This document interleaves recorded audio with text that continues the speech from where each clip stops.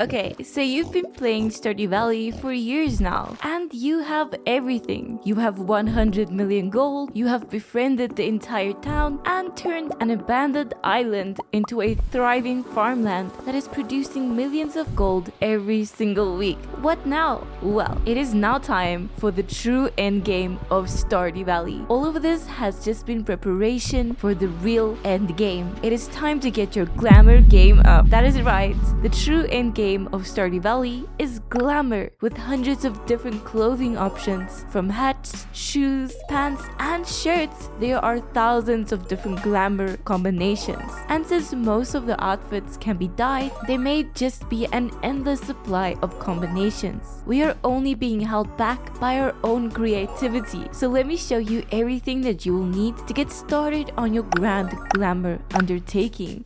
The first thing we will need to get started is a sewing machine. After you have found or crafted your first piece of cloth, Emily will visit you and allow you to use her sewing machine in her house. But for a true glamorous player, you will want to get your very own sewing machine. That way you can sew some fresh new outfits anywhere. To get your very own sewing machine, you will need to complete the special order request called Rock Rejuvenation. The special order request tasks you with bringing one of each rare gem to Emily. You will then get to enjoy this extremely cute cutscene, and most importantly, you will get your very own sewing machine. But what do we even need this sewing machine for? Well, most shirts and pants in the game can be crafted using the sewing machine. All you need to do is place some cloth at the bottom component of the sewing machine and place some random item at the top. Every piece of clothing requires at least one piece of cloth and one other random item. The random item that you use will determine what piece of clothing is crafted. In some cases, the outcome is guaranteed. For example, if you place an iridium bar in the sewing machine, you will get an iridium breastplate. This is a guaranteed craft, and these make up the majority of the clothing items. Then there are some clothing items that have a chance to be created. For example, if you place a prismatic shard into the sewing machine, it can craft either one of 3 shirts or one of 2 pairs of pants. If you're planning on collecting every piece of clothing in the game, you will probably have to sacrifice many prismatic shards, as there is a chance to craft a duplicate. Good luck to all of you super collectors. You will need it.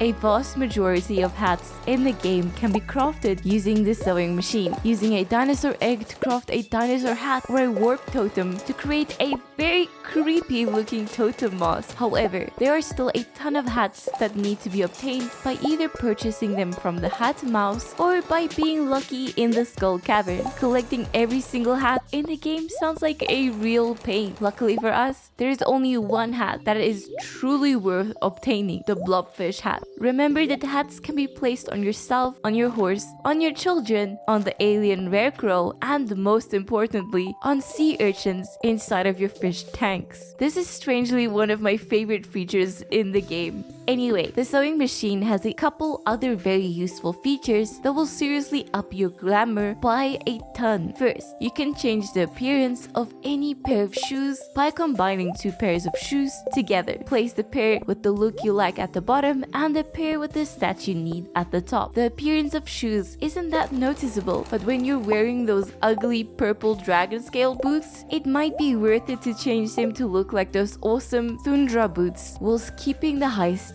as well. You can also use the sewing machine to dye some of your clothing to the color of your choosing. Just place the piece of clothing at the bottom and an item of the color you want at the top. If you want red, use a tomato, and if you want to dye your clothing black, use coal. Unfortunately, you will have to dye it multiple times to get a nice, strong, dark color. I'm just kidding. There is a considerably more reliable way to dye your clothing items. A way that makes using coal look kind of ridiculous. With the use of a rainbow shell, a window will pop up and allow you to choose any color and any shade for your piece of clothing. This is an amazing feature that makes dyeing clothing incredibly easy and pain-free. Thank you, Mr. Rainbow Shell. There is another critically important feature that we can use to maximize our glamour. Unfortunately, this feature is only available in the Forge on Ginger Island, but since we are at the end game, that shouldn't be too much of a problem. Here at the Forge, we can transmog our weapons to look like other weapons. weapons. Do you really like the look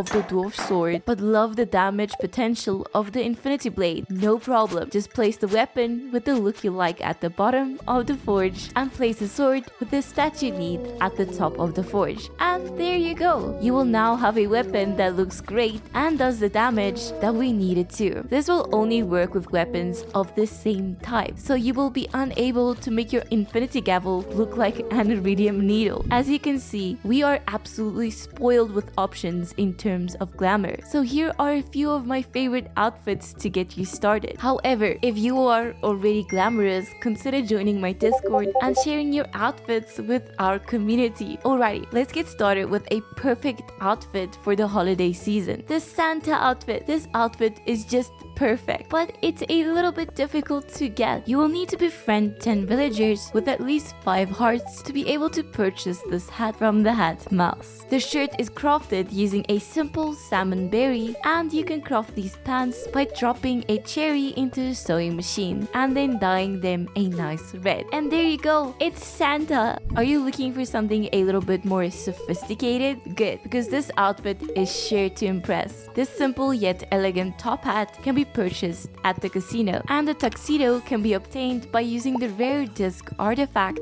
on your sewing machine. These are some basic pants that are dyed black. Walking around in this outfit is definitely going to turn some heads. With the addition of Ginger Island, we can now enjoy the island beach at the island resort with the rest of the villagers. Naturally, we will need an appropriate outfit. There are 2 bikini tops. For the first style, just use a rainbow shell in the sewing machine, and for the second bikini, use a golden coconut. Now pick any bottom that you want. There are a bunch of skirt options. Or you can just go in some short pants. And don't forget to wear a cute daisy in your hair as well.